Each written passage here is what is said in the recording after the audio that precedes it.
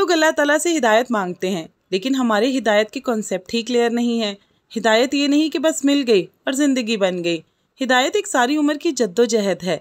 हर दिन के, हर घंटे के, हर पल में आप कुछ फैसले करते रहते हैं और हिदायत यही है कि हर लम्हे में अपने नफ्स से लड़कर अल्लाह की रज़ा के मुताबिक फ़ैसले किए जाएं और हमारी खुद से यही लड़ाई सारी ज़िंदगी चलती रहती है। यकीन माने, अल्लाह आपसे बहुत मोहब्बत करता है, तभी आपको गिराता है। वो देखता है कि आपका दिल गुनाहों की ज़्यादती की वजह से पत्थर का हो गया है, सो इसको अब तोड़ना होगा। ये भी अल्लाह की रहमत होती है कि वो इस तरीके से इंसान को पलटने का मौका देता है। अस्सलाम वालेकुम, welcome back to my channel. कैसे हैं आप सब? उम्मीद करती हूँ खैरियत से होंगे, जहाँ होंगे हिफ्ज़ व अमान के साथ होंगे।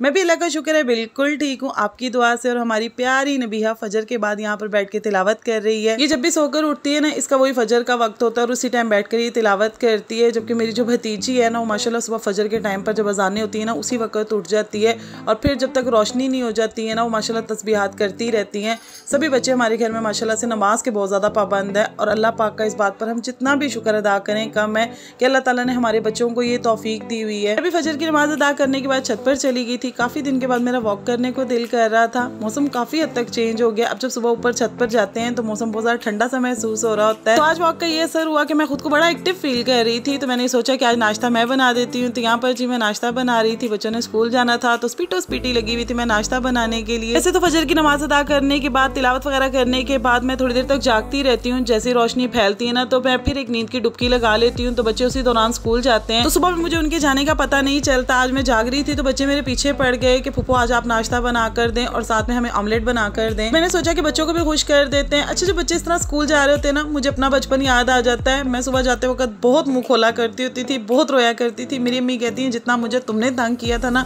मुझे मेरे बच्चों में से किसी ने इतना तंग नहीं किया था। तुम्हें स्कूल भेजना मुझे किसी मुहाज से कम नहीं लगता था और मेरे सर में दर्द शुरू हो जाती थी कि अब इसको मैंने जगाना है, इसको मैंने नाश्ता देना है, इसके बाद इसको तैयार करके मैंने स्कूल भेजना है। और जब तुम स्कूल चली जाया करती थी ना, उसके बाद 2-3 घंटे मैं दिमाग को सुकून देने के लिए ना सोया करती थी। मैं जब ऐसे किया करती थी ना, तो मेरे अब्बू ये कहते थे हमारी बच्ची नहीं, ये बहुत ज्यादा रोती है। ये यहाँ पर तरखान आया करता था चारपाई बनाने वाला, हमने उससे ली। ये उसकी टोकरी में पड़ी हुई थी, मुंह खोल खोल के रो रही थी। तो हमने इसे ना अडॉप्ट कर लिया। हमें इस पे तरस आ गया, लेकिन हम लोगों ने ना गलती कर दी। हर वक्त रोती रहती है ना। अब जिस दिन मुझे तरखान नजर आएगा ना, मैं इसको वापस कर दूंगा। तो ये बात सुनकर तो भाई मैं पक्की हो गई कि मैं इनकी बेटी ही नहीं हूँ, इन्होंने मुझे अडॉप्ट किया हुआ है। फिर मेरा रोना तो बंद हो गया, लेकिन मेरे डायलॉग स्टार्ट हो गए, आपकी मैं अपनी बेटी नहीं हूँ ना, इसलिए आप लोग ज्यादा अच्छे कपड़े बड़ी बहन को ले देते हैं। आप लोगों की अपनी बेटी नहीं हूँ ना, तो इसलिए आप लोग मुझे कम पैसे देते हैं। बस फिर मेरे अब्बू ने मुझसे एक बार ये झूठ तो बोल दिया कि तुम्हें हम लोगों ने तरखान से लिया है, लेकिन उसके बाद वो अपने झूठ पर पछताए बहुत थे। और अब अक्सर पेरेंट्स को मैं नोट करती हूँ, वो अपने बच्चों से यही झूठ बोलते हैं कि हमने तुम्हें कूड़े से उठाया है, हमने तुम्हें फलां जगह से उठाया है। और अक्सर हम लोग नबीहा को कहते हैं कि हम तुम्हें हॉस्पिटल से लेकर आए, तुम हॉस्पिटल के बाहर पड़ी हुई थी, मुंह खोल खोल के रो रही थी। और अब नबीहा सेम मेरी तरह रिएक्ट करती है। आप अबू राय से बहुत ज्यादा प्यार करते हैं, उसको हर चीज लेकर देते हैं। मैं आप लोगों की अपनी बेटी नहीं हूँ। बचपन में कितना खूबसूरत होता है ना, बस फिर यादें रह जाती हैं। जब छोटे होते हैं तब बड़े होने की जल्दी होती है कि जल्दी जल्दी बड़े हो जाए, और जब बड़े हो जाएं तो फिर बचपन को याद करते हैं। यहाँ पर जी बच्चों को नाश्ता कराकर स्कूल भेज दिया था। ये साहब आज घर पर थे, बड़ा भतीजा भी मेरा घर पर ही था। तो मैंने अम्मी की मेडिसिन लेनी थी, अपनी मेडिसिन लेनी थी। तो हम यहाँ पर मेडिसिन लेने के लिए आ गए हैं। तो सुल्तान ने शोर डाल दिया कि मैंने बूथ का शरबत पीना है। बहुत देर तक मुझे और मोइस दोनों को समझ में नहीं आ रही थी कि बूथ का शरबत क्या होता है। फिर आखिर मैंने थक हार के इधर उधर देखना शुरू कर दिया कि शायद बोर्ड के ऊपर मुझे कोई लिखा हुआ नजर आ जाए कि बूथ का शरबत। शरबत से मुझे पता चल जाएगा कि किस चीज का शरबत मांग रहा है। तो रोड क्रॉस करके तरबूज के शरबत वाला खड़ा हुआ था और सुल्तान ने वो पीना था। फिर सुल्तान साहब ने शरबत पिया। उसके बाद हम लोग घर आए हैं। घर आकर मैंने असाइनमेंट पूरी करनी थी। मैं असाइनमेंट पूरी करने के लिए बैठ गई। ग्रुप में मैंने कॉल की हुई थी, जो हमारे जितने ग्रुप मेंबर्स हैं, अब सब लोगों ने मच्छी मंडी खोली हुई थी। कोई क्या सजेशन दे रहा था, कोई क्या सजेशन दे रहा था।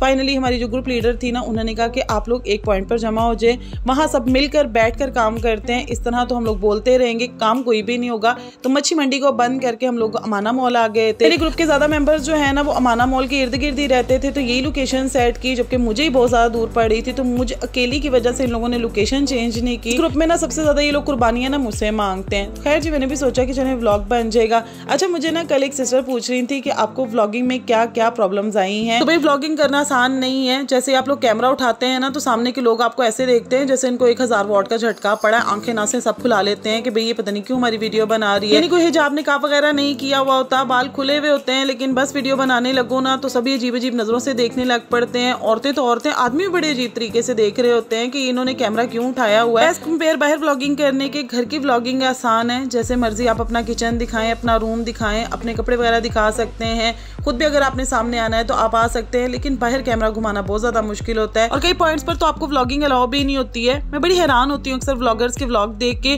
कि वो किसी भी ब्रांड शॉप पर जाती हैं तो वहां पर व्लॉगिंग करती हैं और उन्हें कोई मना भी नहीं कर रहा होता है। मे बी कोई परमिशन का इशू हो, मैंने तो कभी परमिशन नहीं ली है, लेकिन जब भी कभी व्लॉग बनाने लगती हूँ ना तो मना कर देते, फिर मैं लुक के बना लेती हूँ। मैं कहती हूँ ऐसे नहीं तो ऐसे से। हम पाकिस्तानी बहुत ज्यादा टैलेंटेड है, उंगली से भी घी निकाल लेते हैं। वो अलग बात है कि उंगली को हम टेढ़ा कर लेते हैं, लेकिन अपना काम निकाल लेते हैं। जी 5 घंटे की मुसलसल मेहनत के बाद हम लोगों ने अपना असाइनमेंट कंप्लीट कर लिया था। मेरी जो ग्रुप लीडर थी वो अपने बेटे को भी साथ लेकर आई हुई थी और मैं बिजनेस कैनवस मॉडल बना रही थी, लेकिन मुझे बिल्कुल बनाने नहीं दे रहा था। बस मुझे कह रहा था कि मेरे साथ बातें करती जाए। हालांकि उसको लाकर उसकी मम्मा ने खाना भी दिया कि तुम खाना खा लो, मत आंटी को तंग करो, लेकिन वो कह रहा था कि भाई मेरे से बातें करने वाला अगर एक पर्सन नहीं होगा ना तो मैंने किसी को भी काम नहीं करने देना। तो बस जी फिर मैंने बच्चे को घेर लिया। मैंने कहा आपकी बातों का ऐसा शौक पूरा करूंगी ना कि नेक्स्ट टाइम किसी को नहीं छेड़ोगे कि मुझसे बातें करो। यहाँ पर मैंने उसको इतना तंग किया ना कि थोड़ी देर बाद अपनी मम्मा को कहता मम्मा प्लीज मुझे आइसक्रीम ले दे, मुझे इन आंटी से दूर ले जाएं। तो खैर जी लास्ट में यहाँ पर जो सिटिंग पॉइंट पर हम लोग बैठे हुए थे ना, उन सिटिंग पॉइंट वालों ने हमसे कोई 10 बार आकर पूछा कि आप लोग यहाँ पर वैसे ही बैठे रहेंगे, ये सीट जो आप लोगों ने मली हुई है यहाँ पर हमारे कस्टमर्स आकर बैठते हैं, तो काइंडली यहाँ पर से कुछ खाट ठूस कर जाइएगा। अगर आप लोग खाट ठूस कर ना गए